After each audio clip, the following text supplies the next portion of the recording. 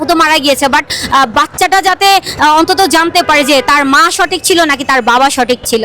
আজকে আমার হাজবেন্ড হচ্ছে ঢাকার বাইরে ছিল, তাকে ঢাকার বাইরে থেকে আমি এনে আমার দুইটা বাচ্চা তার কাছে রেখে আমি আজকে এসেছি শুধুমাত্র ইকরা আপু আর হচ্ছে তার বেবিটার জন্য, যাতে ওরা একটা ন্যায্য বিচার চায়। আপু তো মারা গিয়েছে। রিজিক ছোট্ট একটা বাচ্চা বাবা মা হারিয়ে ফেললো, আর রিজিকের জন্য কতটা খারাপ লাগছে আসলে এখন?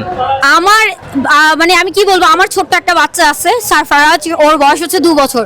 যে দিন থেকে এই ঘটনা ঘটলো, আজকে মানে রোজা অবস্থায় আমি আপনাদেরকে এটা বলছি যে যতবার আমি আমার বাচ্চাটাকে কোলে নিচ্ছি, যতবার আমি আমার বাচ্চাটাকে ঘুম পাড়াচ্ছি, ততবার রিজিকের চেহারা আমার চোখে ভেসে আসতেছে। আর তিথির উদ্দেশ্যে তুই তো সবার সামনে সাধু সাজতাছস যে না আমরা জাস্ট ফ্রেন্ড, আমাদের এরকম কোনো সম্পর্ক নেই, আমাদের এরকম কোনো রিলেশন নেই। আরে মহিলা, তোর যদি সম্পর্কই না থাকে তুই তো সবাইকে মিথ্যা কথা বলতে পারতাছস। তুই যখন বিছানায় যাবি একান্তই নিজের জন্য একটা সময় বের করবি, তখন নিজেকে তুই কিভাবে মিথ্যা কথা বলবি? অসভ্য ফালতু মহিলা জানি কোথাকার।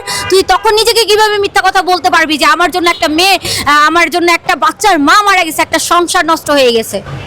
আচ্ছা, বারবার আসলে লাইভে বলতেছিল আলভি যে আমার ইকরা বারবার বলতেছিল যে এখন ও তো অভিনেতা, বাট দেখছেন না ওর অভিনয় কোয়ালিটি এতটাই থার্ড ক্লাস, ওর অভিনয় কোয়ালিটি এতটাই বাজে যে ও লাইভে এসেই ভালো মতো অভিনয় করতে পারে নাই, ও আর মিডিয়া জগতে কি অভিনয় করবে? ওর যে কারা মিডিয়া জগতে নিছে, কিভাবে যে ও অভিনয় করছে আল্লাহ জানে, আল্লাহ ছাড়া কেউ জানে না। আচ্ছা, তিথি তো সম্ভবত জামিন পেয়েছে, বাংলাদেশের প্রেক্ষিতে এটা কি বলতে চান?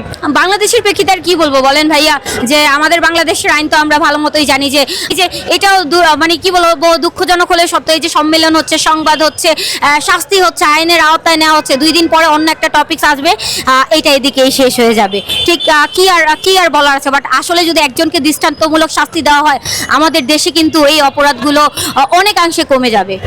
আমার মনে হচ্ছে আমি ইকরা আপু যেমন এক মার এক মেয়ে, আমিও কিন্তু এক মার এক মেয়ে, আমার কিন্তু কোনো ভাই বোন নেই। ইকরা আপুর বাবা যেমন হাউমাউ করে কান্না করলো ইকরা আপুর বাবার চেহারাটার দিকে দেখে, তখন মনে হলো যে আমার বাবার চেহারা আমার চোখের সামনে ভেসে উঠছে। তখন আমার ফিল হলো যে যত যাই হোক, তুমি তোমার বাবার একমাত্র সন্তান হও অথবা 10 নম্বর সন্তান হও, তুমি কখনো বেছে নিও না। কারণ একটা বাবা মা তোমাকে ছোট থেকে বড় করে তুলেছে, আর শুধুমাত্র একটা জানোয়ারের বাচ্চার জন্য হয়তো 10 বছরের সংসার, 20 বছরের সংসার, কিন্তু মা বাবা তো অনেক বছর পেলে বড় করেছে, তাদেরও তো একটা অবদান আছে, তাই না? এই কুলাঙ্গার জানোয়ারদের জন্য আমাদের জীবন আমরা নষ্ট করব না, কখনোই না। ইকরা আপুর সাথে কোনো স্মৃতি আছে কিনা যেটা আপনি বলতে চান? ইকরা আপুর সাথে আমার হচ্ছে সোশ্যাল মিডিয়াতেই হচ্ছে আমাদের অ্যাড ছিল, আমাদের কথা হয়েছে, বা এইভাবেই মেসেঞ্জারে আমাদের হাই হ্যালো হয়েছে, বাট আমি হচ্ছে আমার কাজ নিয়ে ব্যস্ত থাকি, যেহেতু I M A beauty expert.